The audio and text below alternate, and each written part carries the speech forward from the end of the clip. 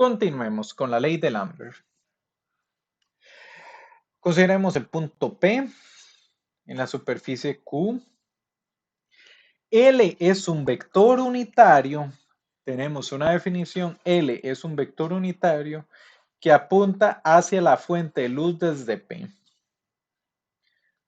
Tenemos un punto P en cualquier superficie y vamos a tener un vector que apunta hacia la fuente de luz. Ese va a ser el vector L y el L proviene de light, que es de luz. El vector L apunta desde este punto hacia la fuente de luz. Y considerando esto, vamos a tener el L que apunta hacia la fuente de luz, vamos a tener el vector normal a la superficie. ¿En qué consiste la ley de Lambert? La ley de Lambert dice lo siguiente. La intensidad de luz en el punto P, en este punto, es proporcional al coseno del ángulo entre L y N. En resumen, eso es la ley de Lambert. Eso es todo lo que es la ley de Lambert. Es la intensidad de luz que vayamos a apreciar acá es proporcional al coseno del ángulo que haya entre estos dos vectores.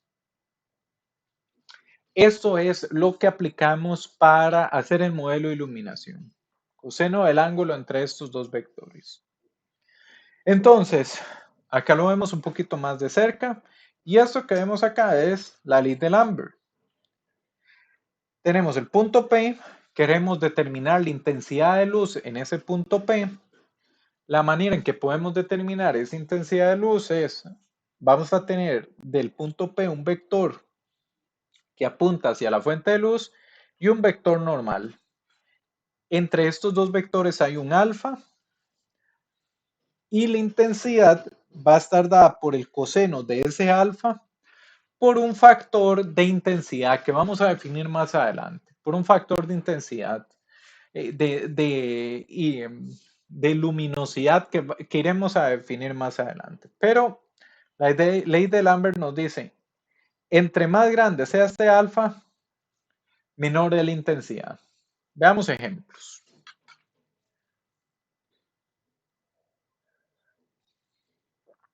Consideremos este caso, la superficie es plana. Vamos a evaluar la intensidad de luz que tendríamos en esta área. Considerando la superficie es plana, queremos ver la intensidad de luz que tenemos en esa área. Tenemos el vector normal, tenemos el vector L, que es el que apunta a la fuente de luz, y el ángulo entre ellos es 0, y el coseno de 0 es 1.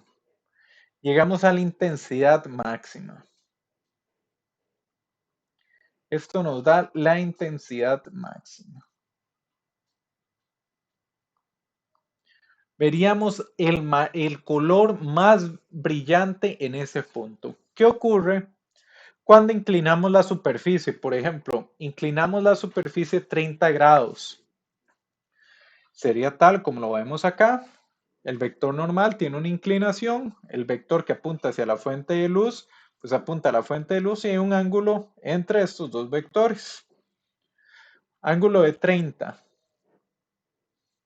Vamos a tener un 86% de la luminosidad total. El grado de inclinación impacta la intensidad del color que se genera. Veámoslo acá con un ángulo mayor, un ángulo de 45 grados. Vamos a tener un 70% de la intensidad total. Entonces, a medida que se incline, se pierde luminosidad. Llevémoslo esto al caso extremo. Mira que llevemos esto al caso extremo. La superficie, el ángulo entre la normal y el vector L es de 90 grados. La intensidad de luminosidad que reportamos en este caso es 0. Esto es color negro. Esto es color negro.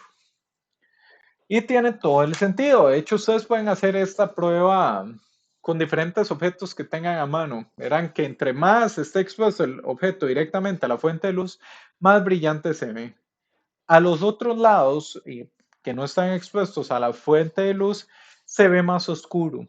Porque es que en este caso la esfera, si la fuente de luz está aquí enfrente, se ve como amarilla por todo lado.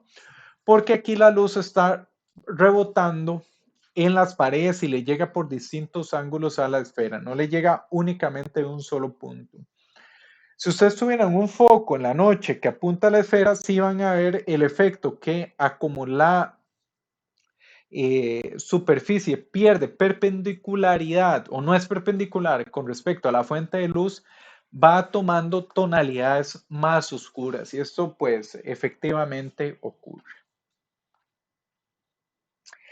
Y vamos a ver, ya a ir sentando lo que es la ley de Lambert con el algoritmo de ray tracing para llegar a una iluminación realista.